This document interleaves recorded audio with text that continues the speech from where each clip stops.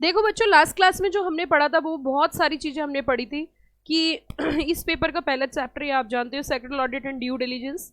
और इसमें जो हम अभी पढ़ रहे थे, क्योंकि इसमें पिछले क्लास में जो हमने पढ़ा था वो पढ़ा था कि कंप्लाइंस फ्रेमवर्क के अंदर compliance chart, compliance advisory, compliance score board, ये तीन बातें हमने करी थी। और फिर हमने कहा a well design compliance framework has ability. अगर एक अच्छा कंप्लाइंस फ्रेमवर्क होता है तो उसके अंदर बहुत सारी एबिलिटीज होती है, फॉलोइंग की functions across every type of business organization, जैसे कि कंप्लाइंस डैशबोर्ड, कंप्लाइंस पॉलिसी और procedure, access to rules and regulation, compliance audit, quality management, compliance training. ये सारी चीजें इसमें इसके अंदर कवर हो जाती हैं। मुद्दा उठता है कि जैसे कि हम बात कर रहे हैं डैशबोर्ड, जैसे पहला पॉइंट आया कंप्लाइंस डैशबोर्ड। अच्छा, क्या आपने ये वर्ड पहले भी कभी सुना है डैशबोर्ड? क्या डैशबोर्ड शब्द आपने पहले भी कभी सुना है? कहीं ना कहीं जरूर सुना होगा डैशबोर्ड। क्या ये शब्द आपने सुना है कभी?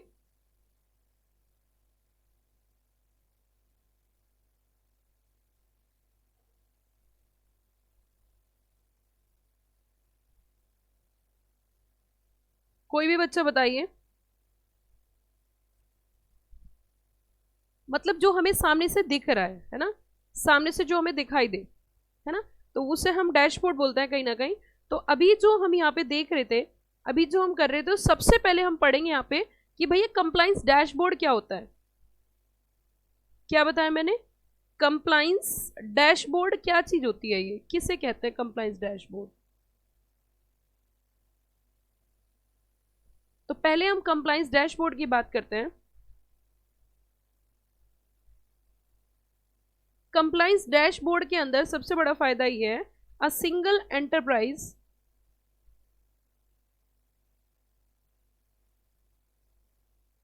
अ single enterprise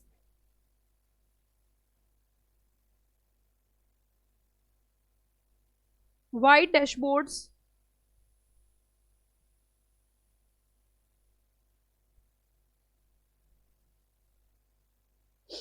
for all users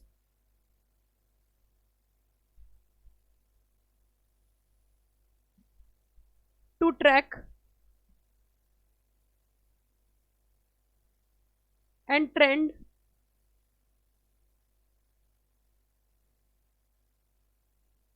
to track and trend compliance event.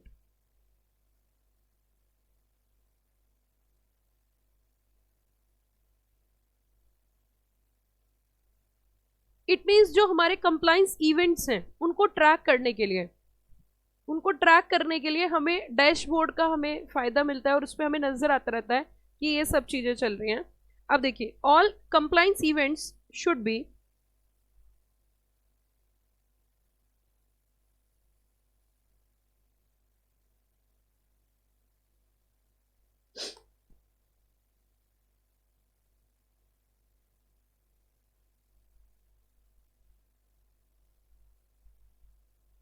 easily viewed,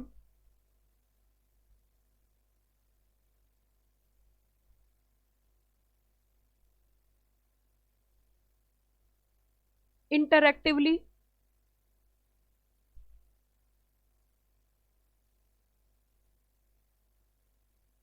through the enterprise compliance,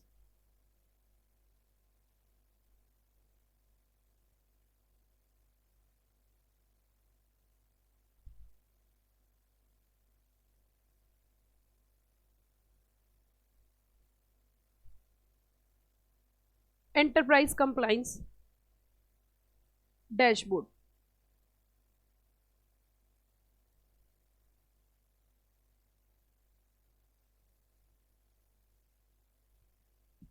actually come dashboard से हमें ये नजर आ जाता है कि किस तरीके से हमारे जो कंप्लाइंसेस है वो कहाँ है, किस स्टेज में क्या क्या कंप्लाइंसेस करने हैं। तो जो इंटरनल ऑडिटर्स होते हैं, जो स्टैट्यूटरी ऑडिटर्स होते हैं, ये जो हमारे सेक्रेटरी ऑडिटर, उसको ये समझ में आ जाता है कि इसके ऊपर अब कौन कौन से, मैं थोड़ा सा आपको दिखाती हूँ।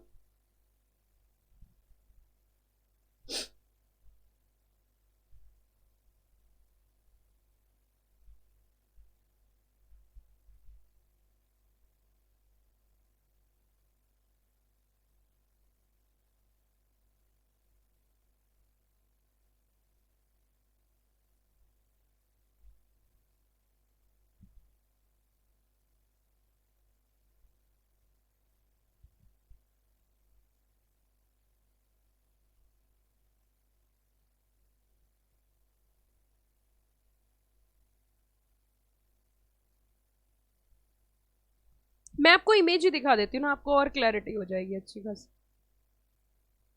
ये देखिए, ये आपको स्क्रीन पे नजर आ रहा है।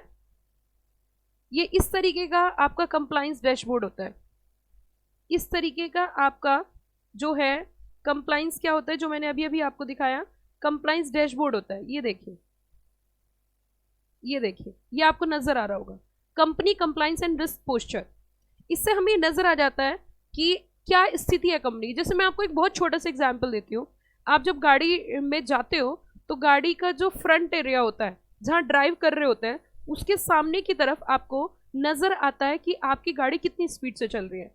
इट मीन्स आपको वहाँ स्टेटस पता चल जाता है कि आपकी गाड़ी की स्पीड क्या है, आपकी गाड़ी में कितना पेट्रोल या डीजल है, या ये सारी चीजें आपको उस डैशबोर्ड से नजर आती है। इट मीन्स डैशबोर्ड क्या है कि हमें स्टेटस बता देता है कि क्या स्थिति चल रही है, वो क्लियर कर देता है। तो उसे बोलते हैं कंप्लाइंस डैशबोर्ड। क्या बोलते हैं बच्चों, क्या बोलते हैं, जल्दी बताना। कंप्लाइंस डैशबोर्ड, कंप्लाइंस डैशबोर्ड बोला जाता है उसे। Are you got the point? क्या ये बात समझ में आ गई कंप्लाइंस डैशबोर्ड क्या होता है? हाँ जी, मैंने आपको बहुत साधारण से एग्जाम्पल से कंप्लाइंस डैशबोर्ड को बता दिया कि कंप्लाइंस डैशबोर्ड का मतलब जो गाड़ी ड्राइव करते हैं जब, तो उसके सामने जो फ्रंट सीट पर ड्राइविंग करते हैं तो उसके सामने एक बोर्ड होता है जिसके अंदर आपको, डैशबोर्ड का मतलब बता रही हूँ, जिसके अंदर आपको नजर आ जाता है कि आपकी गाड़ी की स्पीड क्या है, आपका पेट्रोल या डीजल क्या है, आपकी गाड़ी ओवरहीट तो नहीं है, सारी चीज़ें आपको वहाँ से नजर आ जाती है। सो इसी तरीके से कंपनी के अंदर कंप्लाइंस डैशबोर्ड होता है जिससे हमें पता चल जाता है कि अभी क्या स्टेज चल रही है। Got the point? चलिए, अब यहाँ पे थोड़ा सा हम आगे चलते हैं। Statutory auditor,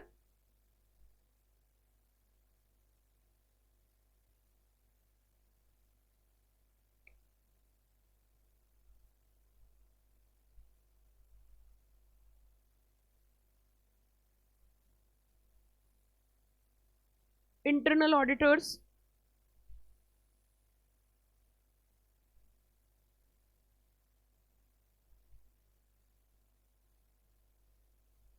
compliance officers,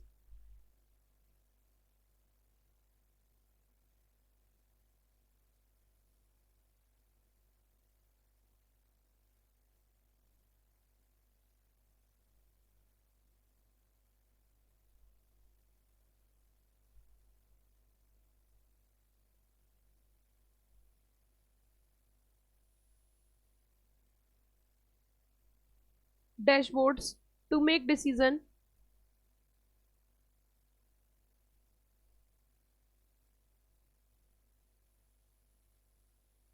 on the compliance status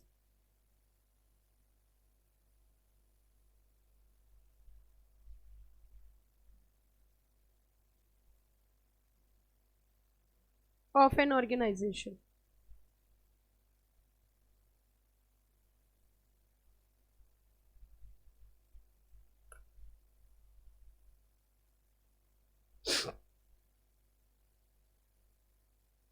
Baby crux,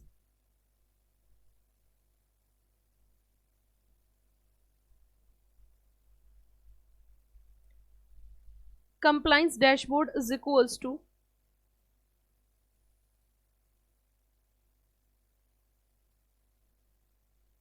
status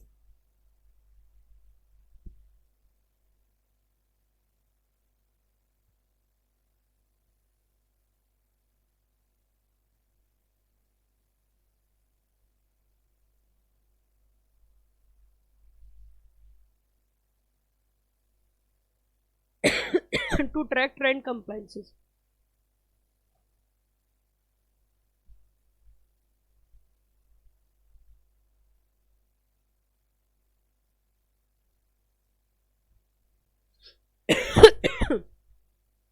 ये नोट कर लिया बच्चों, बेबी क्रक्स नोट कर लिया।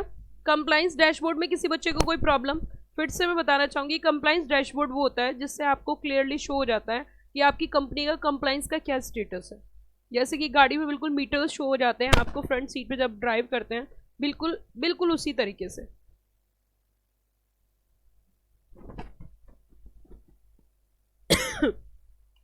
चलिए जी, अब थोड़ा सा आगे चलते हैं और नेक्स्ट पॉइंट करेंगे compliance policy and procedures. Sorry,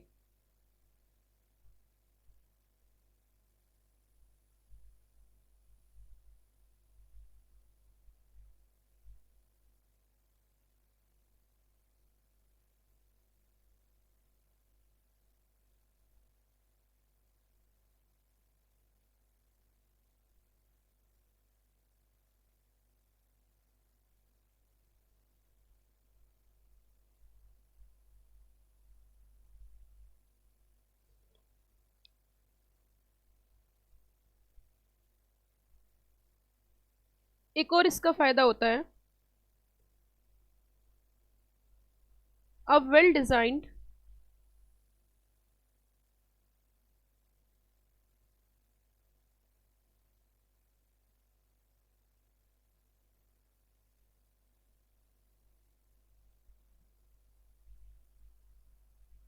a well designed documentation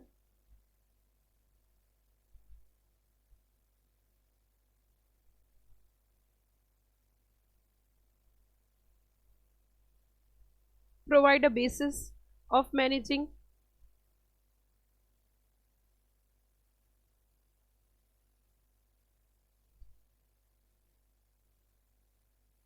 entire life cycle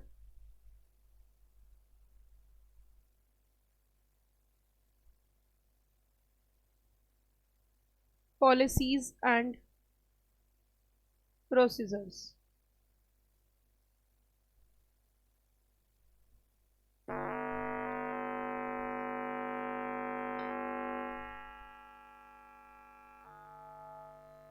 Policies and procedures.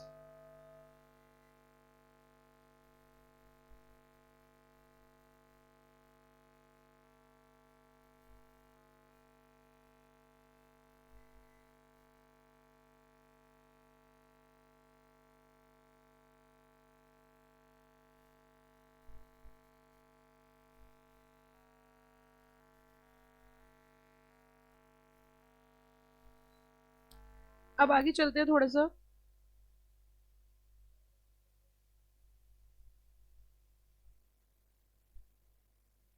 ये जो आपका वेल डिजाइन डॉक्यूमेंटेशन होता है वो एक बेस प्रोवाइड करता है टू मैनेज करने के लाइफ साइकिल की क्या पॉलिसीज और प्रोसीजर्स रखने हैं। Next, access to rules and regulations, third point.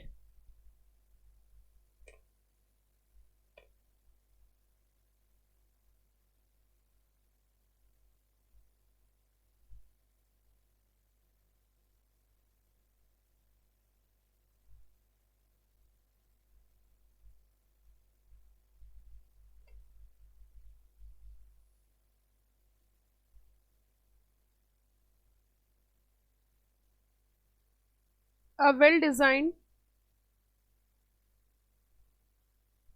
compliance management solution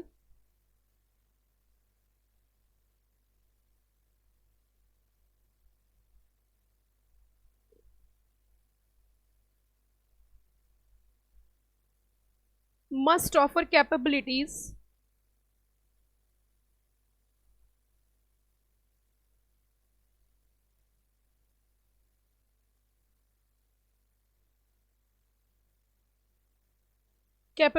for organization, offer capabilities for organization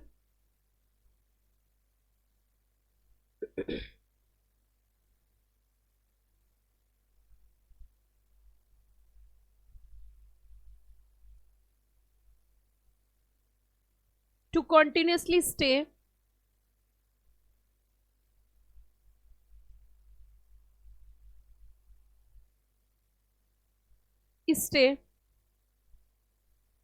update with changing rules and regulation.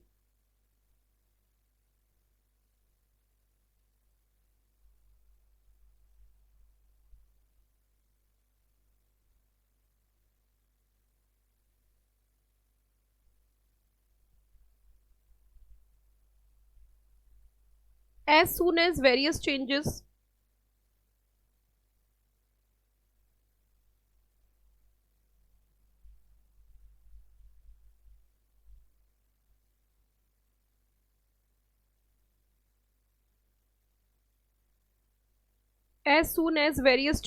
जैसे ही बहुत सारे चेंजेस होते हैं, department should be notified proactively.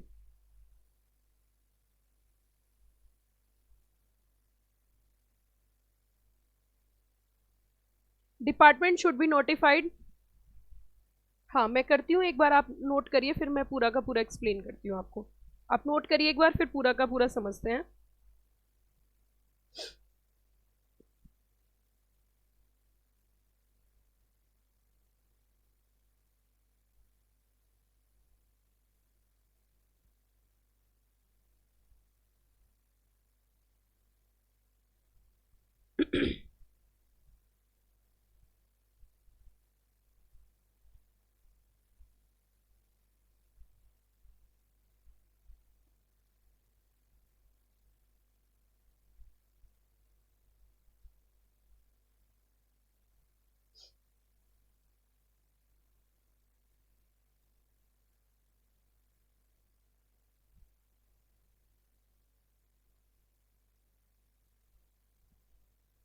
अब देखो बच्चों, सुनो ध्यान से। यहाँ पे एक बात बताइए, अगर आपकी प्रॉपर सब कुछ कंप्लाइंस अप टू डेट है, सारी चीजें प्रॉपर मैनेजमेंट वर्क है, सब कुछ आपने अच्छे से मैनेज कर रखा है, तो यहाँ पे एक बात आ जाती है कि सिंपल सी बात है, जब आपकी सारी चीजें अप टू डेट है, सब कुछ मैनेज आपने कर रखा है, बहुत अच्छे से आपने सारी चीजें कर रखी है, तो फिर इसमें आपको अब कोई इशू नहीं आएगा। इशू किस तरीके का नहीं आएगा कि आपकी जो पॉलिसीज होंगी, जो अब फ्यूचर की जो पॉलिसीज आपकी बनेंगी, वो पॉलिसीज कहीं ना कहीं ध्यान में रखते हुए बनाई जाएंगी। किस चीज को ध्यान में रखते हुए बनाई जाएंगी कि आपकी जो अप टू डेट आपने ऑर्गेनाइजेशन में कंप्लाइंस कर रखे हैं, तो फ्यूचर में जो भी हम पॉलिसी बनाएंगे वो ये चीज ध्यान में रखते हुए बनाएंगे कि ये चेंजेस हो सकते हैं।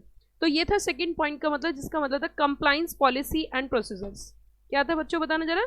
Compliance policy and what, procedures. Compliance policy and procedures. Just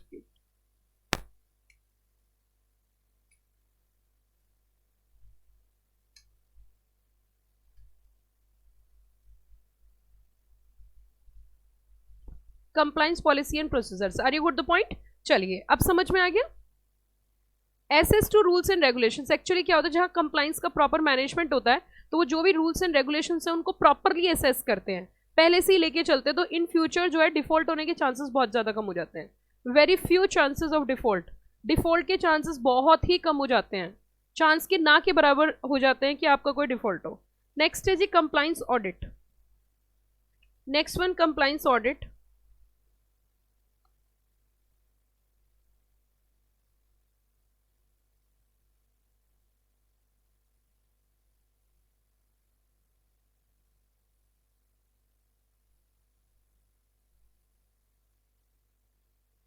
अब कंप्लाइंस ऑडिट क्या होता है? Audit have now become part of enterprise.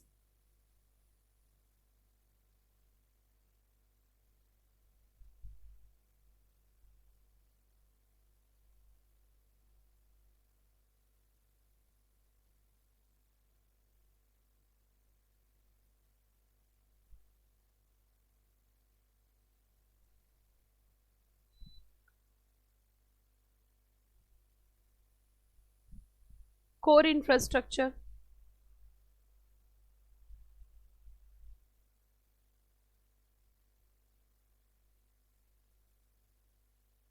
Core infrastructure,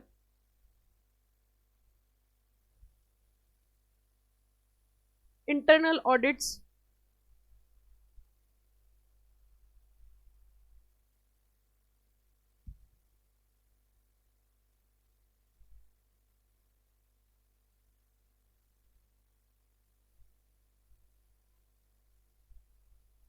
external audit,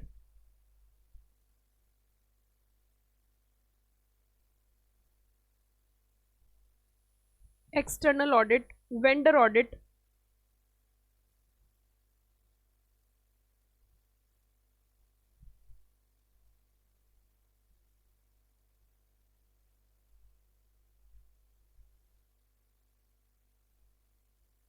must facilitate through a real time system,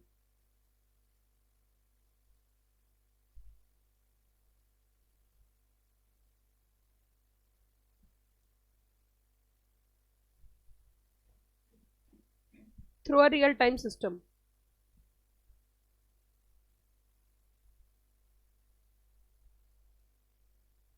Audit are no more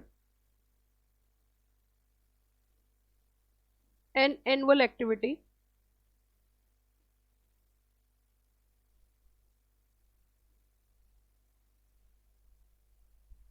and corporation offer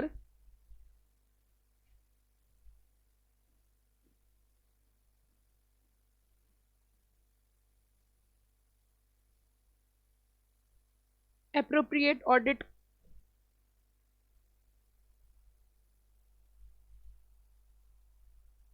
audit capabilities.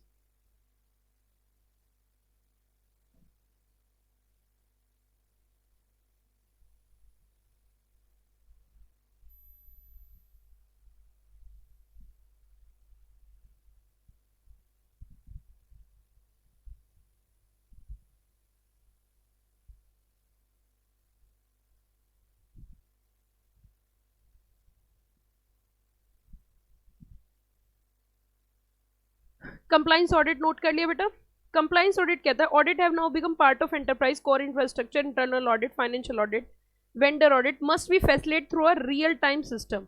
Audit are no more an annual activity and corporation offer appropriate audit capabilities. मतलब audit से आप जानते हो कि audit से सबसे बड़ा फायदा क्या होता है. सबसे बड़ा फायदा ये होता है ऑडिट कराने का कि हमारी ऑर्गेनाइजेशन में जो फ्यूचर में प्रॉब्लम्स आ सकती हैं वो हम पहले से ही लेके चलते हैं. उनको पहले से ही कंसिडर कर लेते हैं कि अगर ये हुआ तो इस तरीके की दिक्कत हमारे सामने आ सकती है. तो ये हमारा ऑडिट का फायदा होता है. अब उसके बाद हम चलेंगे नेक्स्ट, क्वालिटी मैनेजमेंट. 5 पॉइंट आपके लिए मोर देन सफिशिएंट है इसमें. Quality management.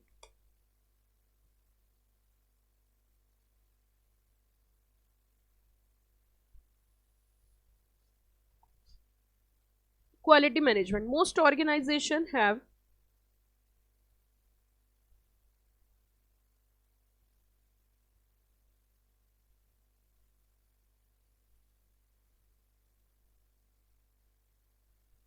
internal operation plant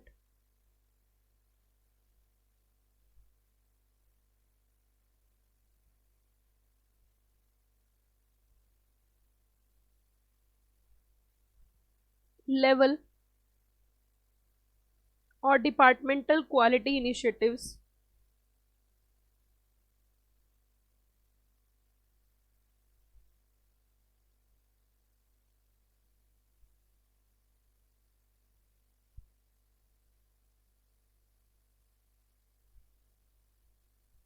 to industry mandates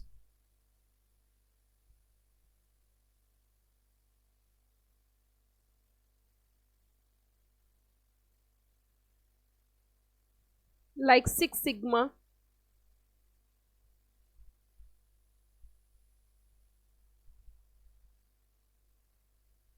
$900.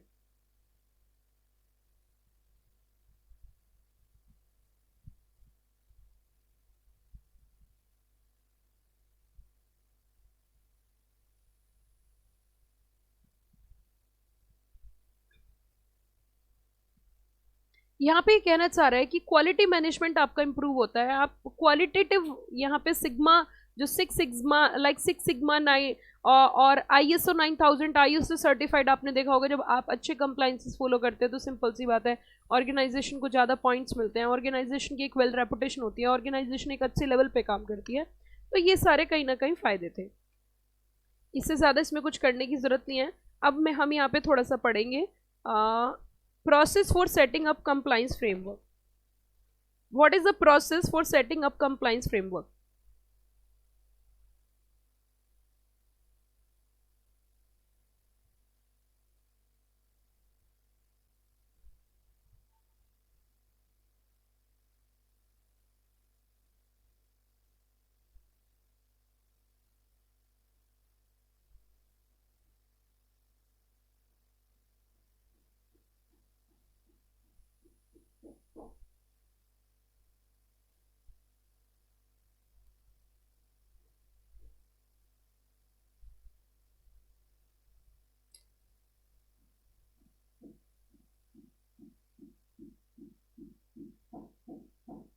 Stage 1,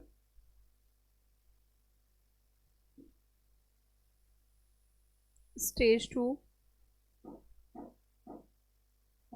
Stage 3,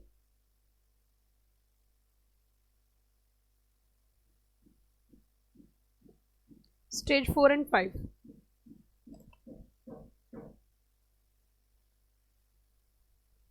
4 तक करते हैं पहले।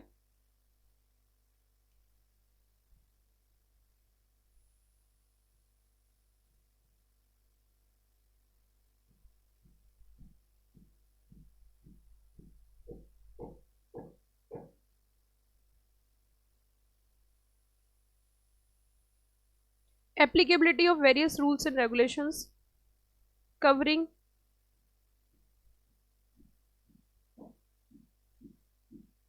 industry specific sector,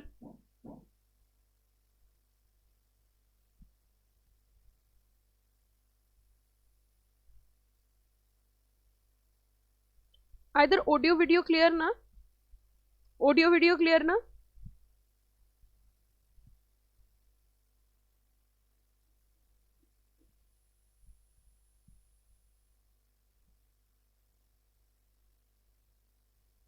specific state laws. अब जब हमें पता चल गया कि हमारे ऊपर ये सारे रूल्स एंड रेगुलेशंस एप्लीकेबल होंगे, तो दूसरी स्टेज पे होगा setting up role and responsibility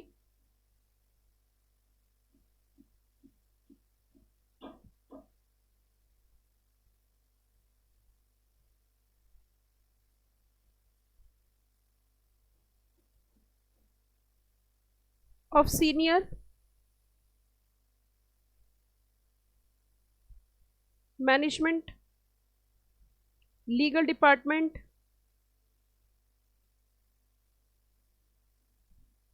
and compliance executor.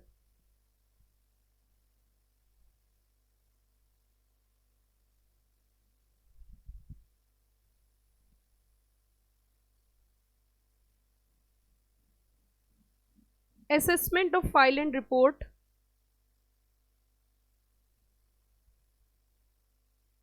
Assess करना फाइल एंड रिपोर्ट। चौथी stage identification of possible situation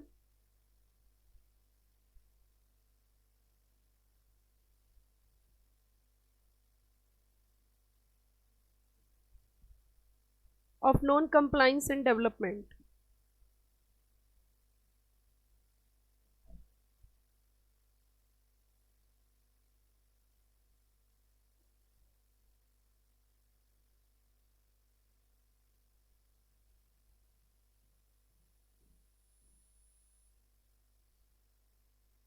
stage 5 compliance action reporting।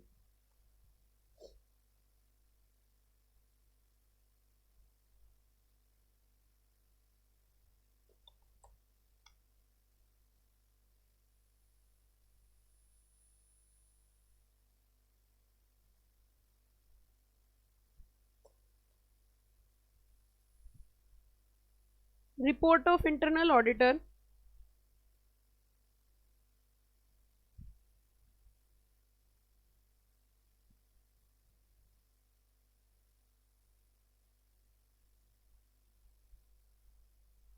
Independent agency,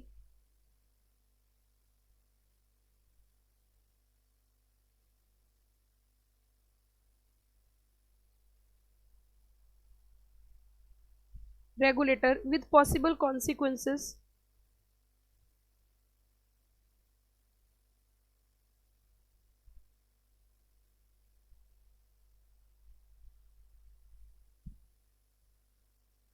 such disqualification। आप ये नोट करिए, फिर मैं आपको सारा समझाती हूँ। सच डिस्क्वालिफिकेशन,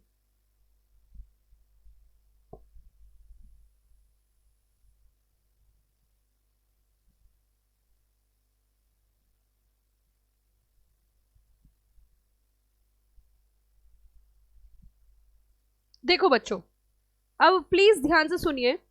यहां पे अगर हम बात करें, सबसे पहले क्या किया जाता है, पहले आपको ये चेक करना है कि आपकी ऑर्गेनाइजेशन काम क्या करती है, आपकी ऑर्गेनाइजेशन के ऊपर कौन कौन से लॉज एप्लीकेबल होते हैं। Consequences of such disqualification, consequences of such disqualification.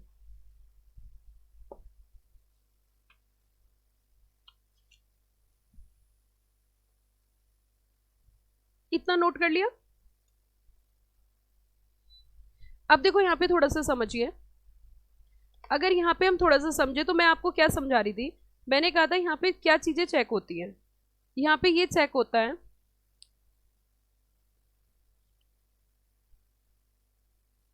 अच्छा फोर्थ स्टेज में आप पूछ रहे हो,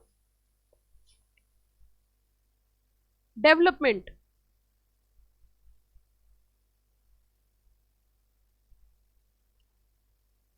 एंड डेवलपमेंट, अब सुनो जरा मैं आपको समझाती हूँ।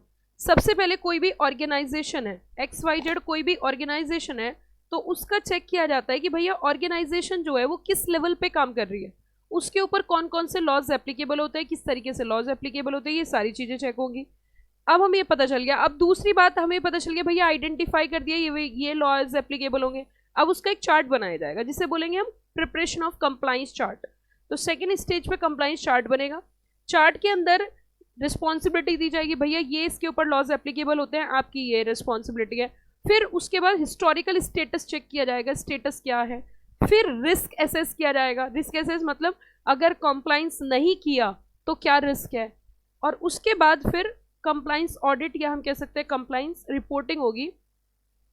जो एजेंसीज वगैरह हैं, क्वालिफिकेशन डिस्क्वालिफिकेशन जो भी रिमार्क है, ये सारी चीज़ें होंगी। सबसे पहले ये देखेंगे कौन सी ऑर्गेनाइजेशन क्या काम करती है, फिर उसके बाद इसका जिम्मेदारी दी जाती है, ये लॉज एप्लीकेबल होंगे। फिर उसके बाद हिस्टोरिकल स्टेटस चेक किया जाएगा। फिर risk assessment of compliance risk, मतलब अगर हम कंप्लाइन ना करें तो क्या स्थिति बन सकती है।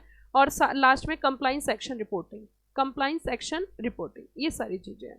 ठीक है बच्चों, चलिए अब देखो ये था। इसके बाद हम पढ़ेंगे compliance, preparation of compliance chart के बारे में सारी चीज़ें। Then role of company secretary का क्या रोल रहेगा, किस तरीके से वो काम करेंगे। कंप्लाइंस रिव्यू एंड अपडेशंस, उनके रिव्यू अपडेशंस के बारे में बात करेंगे। एंड कंप्लाइंस ऑडिट, और ये सारी चीज़ें जो भी XYZ है इसमें चैप्टर में है। एंड देन उसके बाद हमारा चैप्टर ये ख़त्म हो जाएगा।